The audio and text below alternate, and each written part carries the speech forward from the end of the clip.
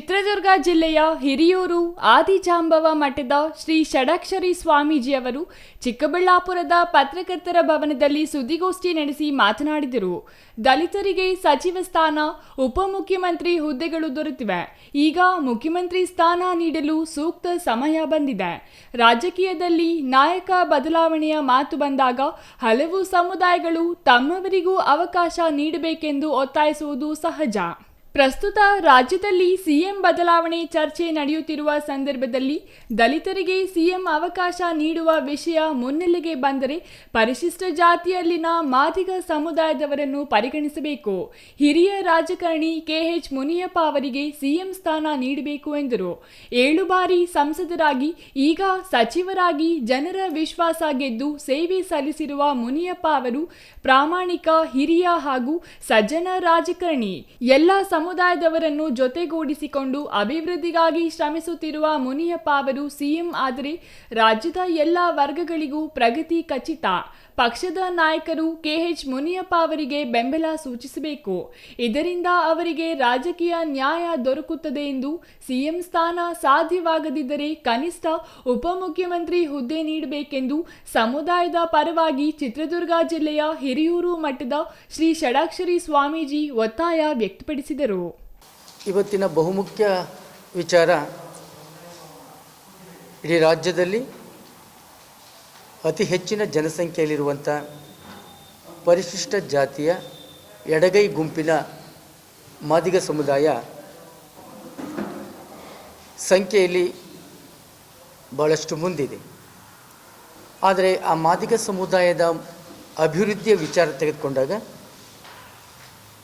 ಬಹಳಷ್ಟು ಹಿನ್ನಡೆಯಾಗಿದೆ. ಸಿಗುವಂಥ ಸ್ಥಾನಮಾನಗಳು, ಅವಕಾಶಗಳು ಸಿಗ್ತಾ ಇಲ್ಲ ಈ ಸಮಾಜಕ್ಕೆ. ಪ್ರಜಾಪ್ರಭುತ್ವದ ಮತ್ತು ಸಂವಿಧಾನದ ಆಶಯ ಕೆಳಸ್ತರದಲ್ಲಿರುವಂಥ ವ್ಯಕ್ತಿಗಳು ಸಾಮಾಜಿಕವಾಗಿ, ಆರ್ಥಿಕವಾಗಿ, ರಾಜಕೀಯವಾಗಿ ಸದೃಢರಾಗಬೇಕು, ಅವರಿಗೆ ನ್ಯಾಯ ಸಿಗಬೇಕು ಅನ್ನುವಂಥದ್ದು ಪ್ರಜಾಪ್ರಭುತ್ವ ಮತ್ತು ಸಂವಿಧಾನದ ಆಶಯ.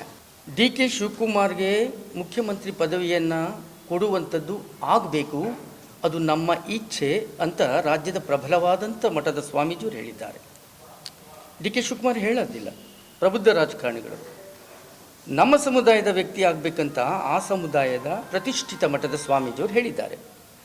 ಆ ಸಮುದಾಯದ ಪ್ರತಿಷ್ಠಿತ ಸಂಘಟನೆಗಳು ಧ್ವನಿ ಮಾಡ್ತವೆ. ಯಾವುದೇ ವ್ಯಕ್ತಿ ನನಗೆ ಕೊಡಿ ಅಂತ ಕೇಳೋದಿಲ್ಲ. ಯಾಕೆಂದರೆ ಇದುವರೆಗೂ ಅನ್ಯಾಯಕ್ಕೆ ಒಳಗಾದವರು ಕೇಳೋದಿಲ್ಲ. ಆ ಪ್ರಬುದ್ಧತೆಯನ್ನು ಬಹಳಷ್ಟು ಕಾಪಿಟ್ಕೊಂಡು ಬಂದಿರ್ತಾರೆ. ಆ ಪ್ರಬುದ್ಧತೆ ಇವ್ರಿಗಿದೆ ಅಂದ್ಬಿಟ್ಟು ಸಮಾಜ ಎದ್ದೇಳಬೇಕೀಗ, ಸಂಘಟನೆಗಳು ಎದ್ದೇಳಬೇಕು. ನಿಮಗೆ ಅವರ ಪ್ರಬುದ್ಧತೆ ಕಂಡುಹಿಡಿಯಲಿಕ್ಕೆ ಆಗಿಲ್ವಲ್ಲ ನಿಮ್ಮ ಪಕ್ಷದ ವರಿಷ್ಠರಿಗೆ?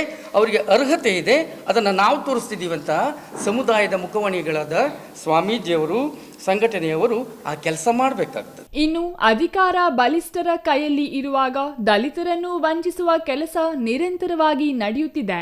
ಇದಕ್ಕೆ ಕಡಿವಾಣ ಹಾಕಬೇಕಾದರೆ ರಾಜಕೀಯ ಷಡ್ಯಂತ್ರಗಳನ್ನು ನಿಲ್ಲಿಸಬೇಕು. ಇಂತಹ ಸಂದರ್ಭದಲ್ಲಿ ಪಕ್ಷದ ವಿರುದ್ಧ ಭಾವನೆ ಬೆಳೆಸುವುದಕ್ಕಿಂತ ಅವರ ಮನಸ್ಸು ಗೆಲ್ಲುವ ಹಾಗೂ ಅವರ ಆಲೋಚನೆ ಬದಲಾಯಿಸುವ ಕೆಲಸ ಸಮುದಾಯ ಮಾಡಬೇಕಾಗಿದೆ. ಇಡೀ ದಲಿತ ಸಮುದಾಯ ಒಗ್ಗಟ್ಟಿನಿಂದ ನಿಂತು ಅಧಿಕಾರ ಪಡೆದು ಅಧಿಕಾರವನ್ನು ಸರ್ವ ಜನರ ಏಳಿಗೆಗಾಗಿ ಬಳಸುತ್ತೇವೆ ಎಂಬುದನ್ನು ಸಾಬೀತುಪಡಿಸಬೇಕಾಗಿದೆ. Thoudanahalli Ramesh, CTV news, Chikkaballapur.